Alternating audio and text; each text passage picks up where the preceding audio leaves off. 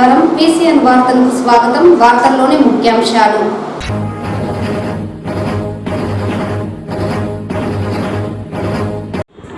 వికసిత్ భారత్ 2047 భారత ప్రధాని నరేంద్ర మోడీ సంకల్పం దిశగా సాగుదాం.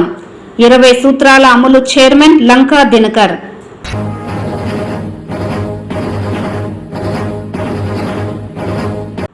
ఇమాం మరియు మౌజాన్లకు రాష్ట్ర ప్రభుత్వం గౌరవ వేతనం విడుదల చేయడం హర్షణీయం. ముస్లిం మైనార్టీ నేతల వెల్లడి.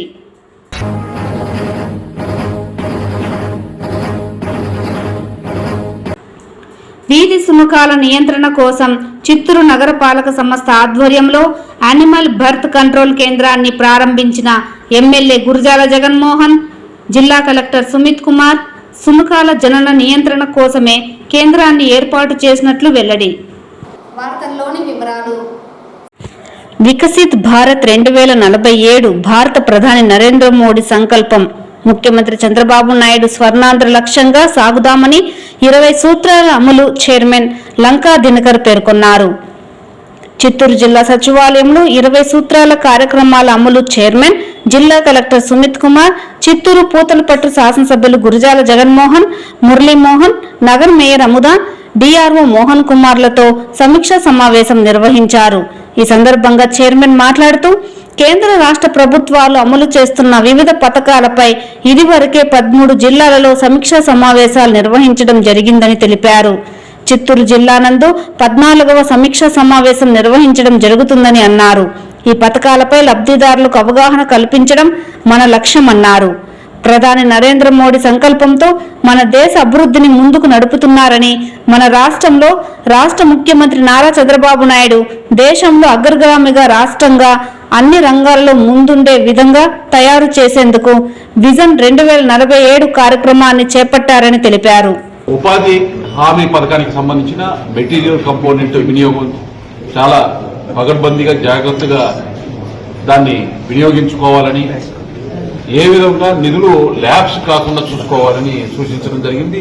ఇప్పటికే 100% ఫలితాలు సాధించినట్టు అధికారులు మెటీరియల్ కంపోనెంట్ వినియోగంలో 100% ఫలితాలు సాధించినట్లు వారు తెలియజేయడం జరిగింది. అలాగే గత 5 సంవత్సరాలుగా కూడా ఏదైతే మెటీరియల్ కంపోనెంట్, లేబర్ కంపోనెంట్లో ఎటువంటి డీవియేషన్స్ జరిగినా కానీ వాటికి సంబంధించిన అంశాల్లో, అలాగే క్వాలిటీకి సంబంధించి ఎగ్జిక్యూషన్కి సంబంధించిన అంశాల్లో కూడా ఏదైనా అంశాలు ఉంటే వాటిని ఇన్వెస్టిగేషన్ చేసి ఆ అంశాలను కూడా మా దృష్టికి తేవాలని అధికారులని కోరడం జరిగింది. జల్ జీవన్ మిషన్కి సంబంధించి ఏదైతే అస్పష్టంగా 2019-24 మధ్య అప్పుడు ఉన్నటువంటి ప్రభుత్వం సరైనటువంటి ప్రణాళిక లేకుండా కార్యాచరణ చేసిన క్రమంలో ఈరోజు 484 కోట్లతో ప్రారంభమైనటువంటి జల్ జీవన్ మిషన్ కార్యక్రమం మొత్తం కూడా ఇవాళ దీర్ఘకాలిక నీటి వనరుల లభ్యత మరియు మౌలిక సదుపాయాల కల్పనతో 100% ప్రతి ఒక్క గృహానికి కూడా గ్రామీణ ప్రాంతంలో దాదాపు 3,21,000 గృహాలు ఈ యొక్క చిత్తూరు జిల్లాలో గ్రామీణ ప్రాంతాల్లో ఉన్నాయి. ప్రతి ఇంటికి కూడా సురక్షిత తాగునీరు అందించాలంటే 7,659 కోట్ల రూపాయల వరకు వ్యయం అవుతా ఉంది. దానికి సంబంధించినటువంటి ప్రణాళికలు మొత్తం కూడా అధికారులు తయారు చేయడం జరిగింది. పల్స్ సర్వే అనంతరం సస్టైనబుల్ వాటర్ రిసోర్సెస్ కోసము గండికోట నుంచి, అదేవిధంగా రెండోది మన కందలేరు నుంచి, ఈ 2 ప్రాంతాల నుంచి నీరుని తీసుకునేటటువంటి అంశాన్ని పరిశీలనకు తీసుకోవడం జరిగింది. అలాగే జల్ జీవన్తో పాటు అమృత్ని కూడా సక్సెస్ఫుల్ గా ఇంప్లిమెంట్ చేయాలంటే ఇప్పటికే చిత్తూరు మున్సిపల్ కార్పొరేషన్కి సంబంధించి ఏదైతే ప్రాజెక్టు అమలు జరుగుతుందో ఆ ప్రాజెక్టు 82% పనులు పూర్తయినటువంటి పరిస్థితి. మిగతా 18% పనులు కూడా అమృత్ 2లో అనుసంధానం చేయడం ద్వారా దాదాపు 250 కోట్ల నిధులతో పనుల్లో 189 కోట్లు ఖర్చు చేశారు. ఇంకా మిగతా 63 కోట్ల నిధులు ఏ విధంగా దానికి మ్యాచింగ్ చేయాలి, ఆ పనులు పూర్తి చేయాలి, అమృత్ 2 నుంచి నిధులు ఏ విధంగా సేకరించి ఈ యొక్క ప్రాజెక్టును పూర్తి చేసి ఇక్కడ త్రాగునీరు ప్రజలకు అందించాలనే దానిలో స్థానిక శాసనసభ్యులు మన జగన్ గారి యొక్క సూచనల మేరకు కూడా ఆ ప్రతిపాదనలు ఏ విధంగా చేయాలనేటువంటి దాన్ని ఇక్కడ సమీక్ష చేయడం జరిగింది. అలాగే ఏదైతే మున్సిపాలిటీకి 20,000 ట్యాప్స్ వరకు వాటర్ గ్యాప్ ఉంది, ట్యాప్స్ కావాల్సినటువంటి అవసరం ఉంది. అమృత్ 2 పూర్తి అయ్యేటప్పటికి ఆ 20,000 ట్యాప్స్ కూడా అందించే విధంగా మున్సిపల్ కమిషనర్ గారు ప్రణాళికలు సిద్ధం చేశామని చెప్పారు. అలాగే హౌసింగ్ కి సంబంధించి చాలా పిఎం ఆవాస్ యోజన అర్బన్ కి సంబంధించి 77,366 గృహాలు శాంక్షన్ అయితే ఇప్పటి వరకు 49,657 గృహాలు పూర్తయ్యి 35,850 గృహాలలో నివసిస్తున్నారు అని చెప్పారు. కానీ దాన్ని అక్కడ మౌలిక సదుపాయాలు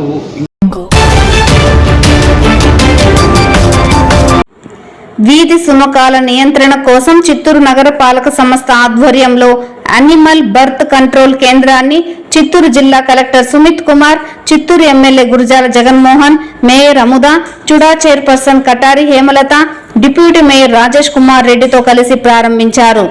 ఈ సందర్భంగా కలెక్టర్ సుమిత్ కుమార్ మాట్లాడుతూ చిత్తూరు నగరపాలక పరిధిలో సుమారు 7 నుంచి 8,000 వీధి కుక్కలు ఉన్నట్లు అంచనా ఉందని, వీటి జనాభాను నియంత్రించుకుంటే భవిష్యత్తులో మరింత ప్రమాదకరంగా మారే అవకాశం ఉన్నందున నగరపాలక పరిధిలో 15 లక్షల వ్యయంతో ఏబీసీ కేంద్రాన్ని ఏర్పాటు చేసినట్లు తెలిపారు.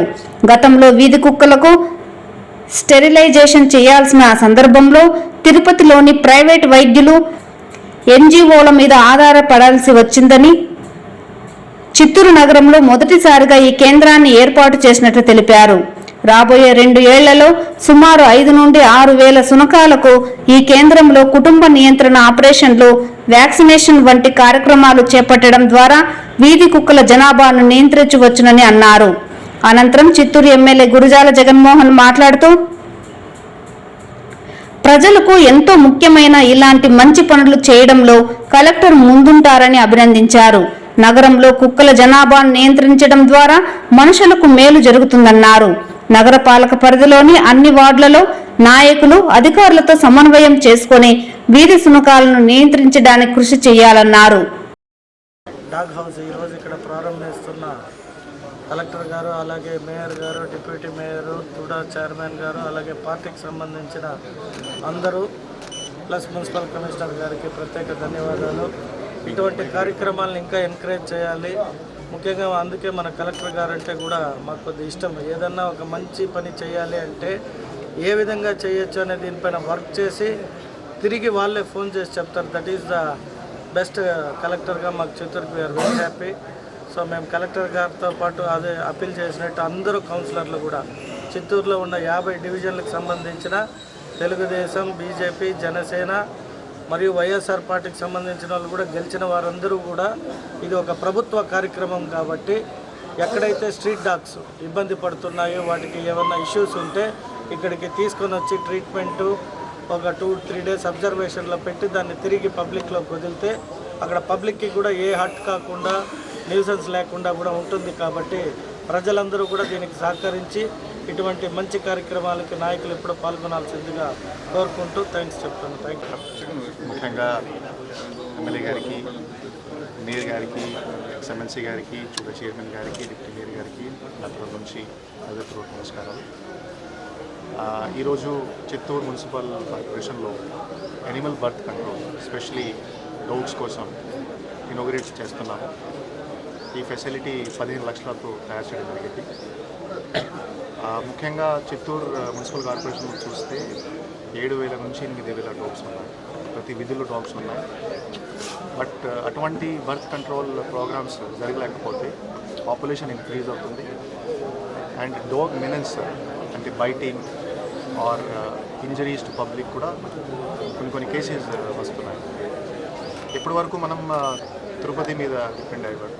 తిరుపతి నుంచి ఒక ఎన్జిఓ పిలవాలి, తిరుపతి నుంచి డాగ్ కేసెస్ పిలవాలి, అక్కడే డాగ్స్ పంపించేయాలి. సో ఆ ప్రోగ్రామ్స్ కరెక్ట్గా జరగట్లేదు. సో ఇప్పుడు మనం చిత్తూరులో ఇది స్టార్ట్ చేస్తున్నాం. ముఖ్యంగా 2 సంవత్సరం మనకి పడతాయి. ఈ 2 సంవత్సరంలో మన టార్గెట్ 5,000 నుంచి 6,000 డాగ్స్ మనం ఒక్కసారి చేయగలిగితే నెక్స్ట్ 2 to 3 years తర్వాత డాగ్ పాపులేషన్ కాన్స్టెంట్ ఉంటుంది. తర్వాత ఇది తగ్గుతుంది. సో మనం బేసిక్లీ విధి పరంగా సుప్రీంకోర్టు గైడ్లైన్స్ పరంగా ఇది అంత ప్రాసెస్ చేస్తున్నాను. అండ్ యానిమల్ హస్బెండరీ డిపార్ట్మెంట్ ద్వారా స్టేట్ లెవెల్ నుంచి ట్రైనర్స్ వచ్చారు.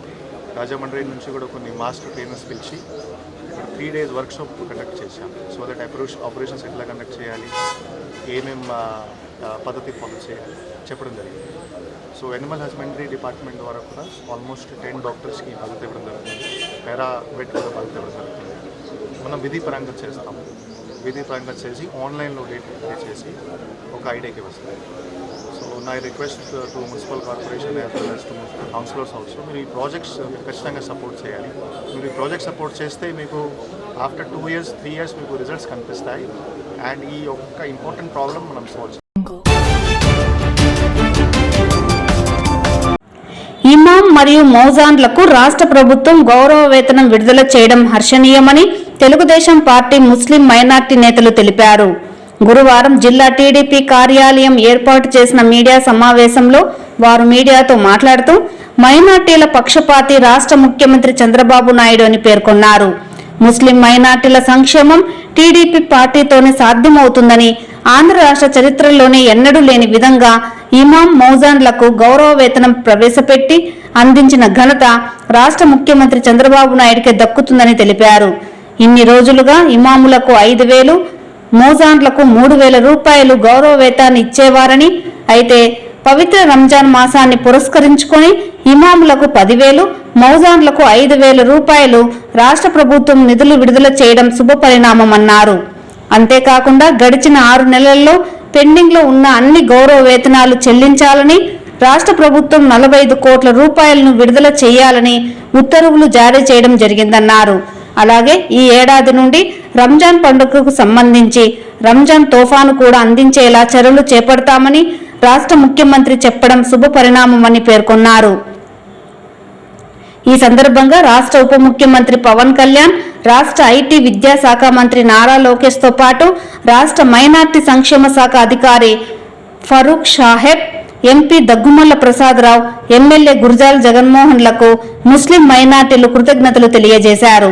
ఈ కార్యక్రమంలో ముస్లిం మైనార్టీ నేతలు ఫిరోజ్ బాయ్, అత్తుబాయ్, అన్సర్ బాయ్, జిలానీ గౌస్ బాషా, టైలర్ బాషా, రఫీ, సిరాజ్, மூசா பால்கொண்டாரு. சித்தூர் இஸ்லாமிய பெருமக்களுக்கு எங்களுடைய Telugu Desam minority down committee சார்பாக ரம்ஜான் முபாரக் முதல்ல தெரிவித்துக் கொள்கிறேன். வருகிற ரம்ஜான் மாதம் 2ஆம் தேதியிலிருந்து 31ஆம் தேதி வரைக்கும் எத்தனை பேர் கவர்மெண்ட்ல வேலை செய்கிறாங்களோ அத்தனை பேருக்கு 1 hour நம்ம சிஎம் அவர்கள் 1 hour உங்களுக்கு இது லீவு கொடுத்துக்கிறாரு. அதுக்காக எங்களுடைய மைனாரிட்டி சார்பாக நெஞ்சான நன்றி தெரிவித்துக் கொள்கிறேன். அதேபோல் எங்களுடைய துணை முதலமைச்சரும் எங்களுடைய சித்தூர் ஆஷா ஜோதி மக்கள் தலைவர் குருஜாலா ஜெகன்மோகன் அவர்களுக்கும் நன்றி தெரிவித்துக் கொள்கிறேன். अस्सलाम वालेकुम। भाई बुजुर्ग दोस्तों, रमज़ान के पहले हमारे सीएम साहब और डिप्टी सीएम, उसके बाद मिनिस्टर लोकेश बाबू, हमारे एमएलए सोद मिल को रमज़ान के अव्वल जो पैसे पेंडिंग में हैं मौजन इमाम के 10,000 रुपये इमाम साहब, 5,000 रुपये मौजन साहब को, वो 6 महीने के पेंडिंग वो भी दे रहे होते। रमज़ान के अव्वल ये 5,000 रुपये मौजन के, 10,000 रुपये इमाम साहब के देते हैं। उसके बाद हम शुक्रिया अदा करते हैं। दूसरी बात क्या है तो मौजूद इमाम के साथ साथ जो नौकरियां करते हैं मुसलमान, उनको रमज़ान के अव्वल इफ्तार के 1 घंटा रजा देने का ऐलान कर दिया है। सीएम साहब को हमें बहुत धन्यवाद, शुक्रिया अदा करते हैं। अस्सलाम वालेकुम। రంజాన్ మాసం నుండి 10,000 ఇమాంకి, 5,000 మౌజన్కి మరియు మసీదుకు ఈ రంజాన్ మాసంలో ప్రతిసారి గత 5 సంవత్సరాలుగా ఎప్పుడు లేని విధంగా దాని ముందు 2014 నుండి 2019 వరకు మన నారా చంద్రబాబు నాయుడు కనీసం వసతి లేని మసీదులకు, ఆదాయం లేని మసీదులకు రంజాన్ మాసంలో 20,000 రూపాయలు మసీదు మరమ్మతుల కోసం జారీ చేసినారు. అది మరలా ఇప్పుడు అమలు చేస్తున్నారు. ఇది చాలా సంతోషకరమైన విషయం. అదేవిధంగా రానున్న రంజాన్ మాసంలో ముస్లింల కంటే గౌరవంగా మర్యాదపూర్వకంగా రంజాన్ తోఫా ఇస్తున్నారు. గత 5 సంవత్సరాలుగా ఎప్పుడు మనం రంజాన్ తోఫా అనేది ప్రభుత్వం నుంచి తీసుకోవడం లేదు. ఇప్పుడు రానున్న రంజాన్ మాసంలో అదే గౌరవాన్ని మళ్ళా ముస్లింలు పొందుతున్నారు. గౌరవంగా రంజాన్ తోఫా మాకు రాబోయే రంజాన్ మాసంలో అమలు చేస్తామని ఉత్తర్వులు జారీ చేసినారు. ఇదే విధంగా మైనారిటీ లోన్లు కూడా గత 5 సంవత్సరాల్లో ఏ ఒక్క మైనారిటీ సోదరుని అడిగినా కూడా మాకు మైనారిటీగా ఏమీ చేయలేదు, లోన్లు ఇవ్వలేదని చెప్తారు. ఇప్పుడు ఈ 5 సంవత్సరాలు, రాబోయే 5 సంవత్సరాలు ప్రతి మైనారిటీ వాడు సొంత కాళ్ళ మీద నిలబడేటట్లుగా 1 లక్ష నుండి 8 లక్షల స్లాబ్ వరకు బ్యాంకుల్లో మైనారిటీ లోన్స్ అమలు చేస్తున్నారు.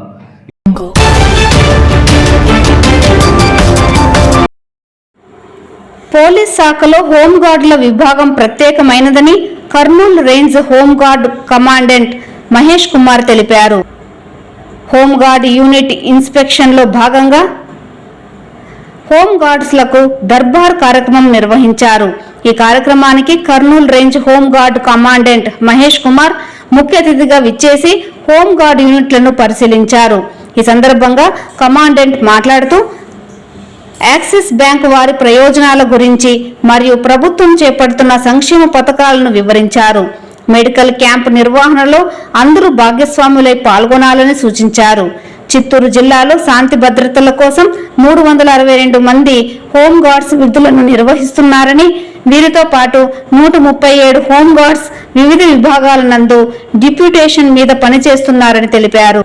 హోంగార్డ్స్ పోలీసు వారితో సమానంగా ట్రాఫిక్ రెగ్యులేషన్, శాంతి భద్రతల పరిరక్షణలో మరియు నేరాలను అరికట్టడంలో పోలీసులకు వెన్నుదన్నుగా ఉంటున్నారని, హోంగార్డ్స్ రాష్ట్రంలో ప్రకృతి వైపరీత్యాలు సంభవించినప్పుడు పండుగలు, వివిఐపి పర్యటనలకు పోలీసులకు సేవలు ఎంతో ఉపయోగకరంగా ఉన్నాయని, ఇదే విధంగా హోంగార్డ్స్ తమ సేవల్ని చిత్తశుద్ధితో నిర్వహించాలన్నారు.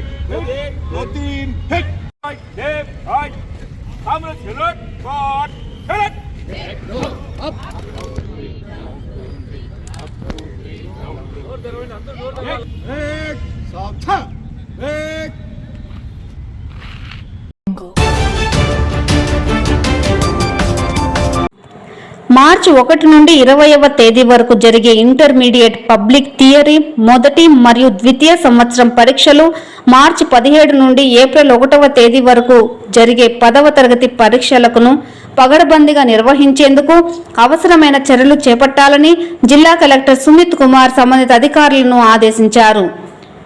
జిల్లా సచివాలయపు సమావేశపు మందిరం నందు ఇంటర్మీడియట్ పబ్లిక్ థియరీ మరియు 10వ తరగతి పబ్లిక్ పరీక్షల నిర్వహణపై సంబంధిత అధికారులతో జిల్లా కలెక్టర్ సమీక్షా సమావేశం నిర్వహించారు.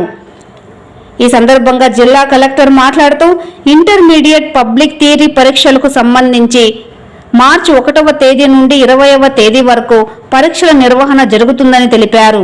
మొత్తం 30,652 మంది పరీక్షకు హాజరు కానున్నట్లు, ఇందులో మొదటి సంవత్సరానికి సంబంధించి 15,482 మంది, ద్వితీయ సంవత్సరానికి సంబంధించి 15,170 మంది విద్యార్థులు పరీక్షలు రాయనున్నట్లు, ఇందుకు గాను జిల్లా వ్యాప్తంగా 50 పరీక్షా కేంద్రాలను ఏర్పాటు చేయడం జరిగిందన్నారు. 10వ తరగతి పబ్లిక్ పరీక్షలు మార్చి 17వ తేదీ నుండి ఏప్రిల్ 1 వరకు ఉదయం 9:30 నుంచి మధ్యాహ్నం 12:45 వరకు జిల్లా వ్యాప్తంగా 118 కేంద్రాలలో రెగ్యులర్ విద్యార్థులు 20,954 మంది, ప్రైవేటు విద్యార్థులు 294 మంది కాగా మొత్తం 21,248 మంది విద్యార్థులు హాజరు కానున్నట్లు తెలిపారు. 10వ తరగతి పరీక్షల నిర్వహణలో భాగంగా ప్రభుత్వ, ప్రైవేటు ఉపాధ్యాయులు చీటింగ్కు పాల్పడిన ఎగ్జామినేషన్ యాక్ట్ కింద చర్యలు తప్పవని హెచ్చరించారు. ఈ ఇంటర్మీడియట్ మరియు 10వ తరగతి పరీక్షలకు నిర్వహణకు సంబంధించి జిల్లాలో స్ట్రాంగ్ రూముల వద్ద, పరీక్షల కేంద్రాల వద్ద పటిష్ట బందోబస్తు 144 సెక్షన్ అమలు చేయాలని ఆదేశించారు. ఈ సమావేశంలో DRO Mohan Kumar, intermediate DIO Syed Maula, DEO Varalakshmi, DM and HO Sudharani మరియు సంబంధిత అధికారులు పాల్గొన్నారు.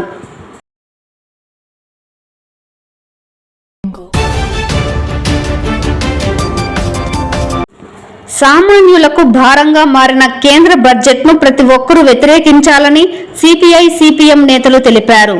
కేంద్ర ప్రభుత్వం ప్రవేశపెట్టిన బడ్జెట్ను వ్యతిరేకిస్తూ చిత్తూరు గాంధీ విగ్రహం వద్ద సిపిఐ, సిపిఎం నేతలు నిరసన కార్యక్రమం చేపట్టారు. ఈ సందర్భంగా వారు మీడియాతో మాట్లాడుతూ కేంద్రంలో మోడీ ప్రభుత్వం సంపన్నులకు వీలుగా ఉండే బడ్జెట్ను పెట్టడం బాధాకరమన్నారు. నిరుద్యోగ సమస్యను ఈ బడ్జెట్లో పూర్తిగా విస్మరించారని, అవసరమున్న ఉపాధి హామీ పథకానికి నిధులు కూడా అదనంగా కేటాయించలేదని ఆవేదన వ్యక్తం చేశారు. ధరలు పెరుగుదల, జీఎస్టీ పెంపుదలతో ప్రజలు అనేక ఇబ్బందులు పడుతున్నా ఆ దిశగా ఎలాంటి ప్రతిపాదనలు చేయకపోవడం బాధాకరమన్నారు. ఈ ప్రజా వ్యతిరేక బడ్జెట్ను పూర్తి స్థాయిలో ప్రజలు తిరస్కరించడం జరుగుతుందన్నారు. ఈ కార్యక్రమంలో సిపిఐ నాయకులు నాగరాజు, సిపిఎం నాయకులు వాడగంగరాజు, జిల్లా నాయకులు సురేంద్ర, ఓబుల్రాజు, చిట్టెమ్మ, సుబ్రహ్మణ్యం, ప్రసాద్, వినోద్, బాలసుబ్రహ్మణ్యం, సిపిఐ నాయకులు గోపినాథ్, దాసరిచంద్ర, రమాదేవి, విజయగౌరి, మణి, కుమారి తదితరులు పాల్గొన్నారు. ఈ దేశం కోసం మరోసారి ఈ మతోన్మాద బీజేపీని ఇంటి పంపించేంత వరకు వామపక్షాలు దేశవ్యాప్తంగా ప్రజల కోసం నచ్చగా ప్రజా సమస్యల మీద పోరాటం చేస్తామని చెప్పి ఈ సందర్భంగా కేంద్ర ప్రభుత్వం, బీజేపీ మోడీ ప్రభుత్వం ప్రవేశపెట్టినటువంటి బడ్జెట్కు వ్యతిరేకంగా దేశవ్యాప్తంగా వామపక్ష పార్టీలు చేస్తా ఉంది. అందులో భాగంగానే చిత్తూరు జిల్లాలో సిపిఎం, సిపిఐ ఉభయ కమ్యూనిస్ట్ పార్టీలు కూడా ఈ యొక్క నిరసన కార్యక్రమం తెలియజేస్తున్నాం. ఏదైతే మోడీ ప్రభుత్వం బడ్జెట్ ప్రవేశపెట్టిందో అందులో ఆదాని, అంబానీకి అంటే కార్పొరేట్ శక్తులకు అనుకూలంగా ఉన్నటువంటి బడ్జెట్ మాత్రమే తప్ప పేద వర్గాలకు, సామాన్య ప్రజలకు ఎలాంటి రాయితీలు ఇవ్వకపోవడం, వాళ్ళ సంక్షేమం కోసం కేటాయించకపోవడం దుర్మార్గం అనేసి ఉభయ కమ్యూనిస్ట్ పార్టీలుగా మేము చెప్పదలుచుకున్నాం. ఈరోజు గతంలో మోడీ ప్రభుత్వం రైతులకు రెట్టింపు ఆదాయం కల్పిస్తానని చెప్పాడు, రైతులకు సరిగా కేటాయించలేదు. అదేవిధంగా నీటి ప్రాజెక్టుల కోసం కేటాయిస్తున్నాడు, నీటి ప్రాజెక్టులు కూడా కేటాయించుకోవడం బాధాకరం. ఈ దేశంలో సగం మంది జనాభాలో సగం మంది అసంఘటిత రంగ కార్మికుల్లో 48 కోట్ల మంది ఉంటే వాళ్ళు కూడా ఎలాంటి సంక్షేమ పథకాలు కూడా కేటాయించుకోవడం చాలా దురదృష్టకరం. ఈ విధంగా ఉన్నటువంటి మొత్తం టోటల్గా ఉన్నటువంటి మొత్తం కూడా కార్పొరేట్ శక్తులుగా అనుకూలంగా ఉండే తప్ప పేద మధ్య ప్రజలకు అనుకూలంగా ఏ బడ్జెట్ సంక్షేమానికి బడ్జెట్ కేటాయించుకోవడం చాలా దుర్మార్గం అనేసి కూడా ఉభయ కమ్యూనిస్ట్ పార్టీగా మేము చెప్పదలుచుకున్నాం. దానికోసమే ఈరోజు ప్రజల్లోకి వెళ్ళి ప్రజలకంతా బడ్జెట్ గురించి ప్రజలకు చాలా తెలీదు. అలాంటి వారికి తీసుకోపోవడానికి కేంద్రాన్ని తీసుకెళ్లి మోడీ చేస్తున్నటువంటి ఈ బడ్జెట్ విధానాలని, మోసాలని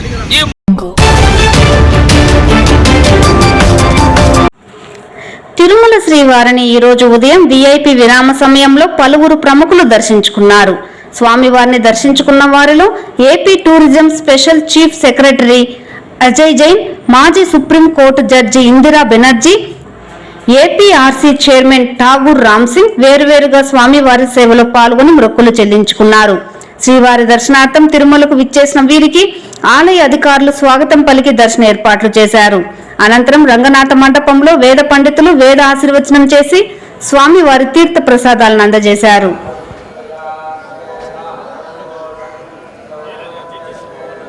भैया उधर उधर भैया टेम्पल आता टेम्पल टेम्पल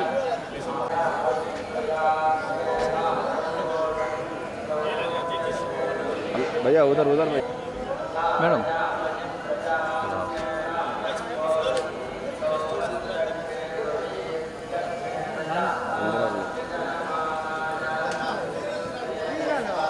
మిమ్మల్ని చూసాను తెలుసు.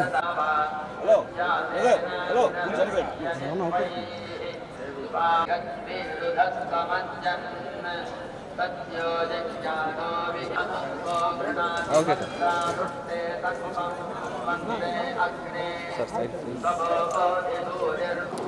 ఈ వార్తలు ఇంతటితో సమాప్తం. నమస్కారం.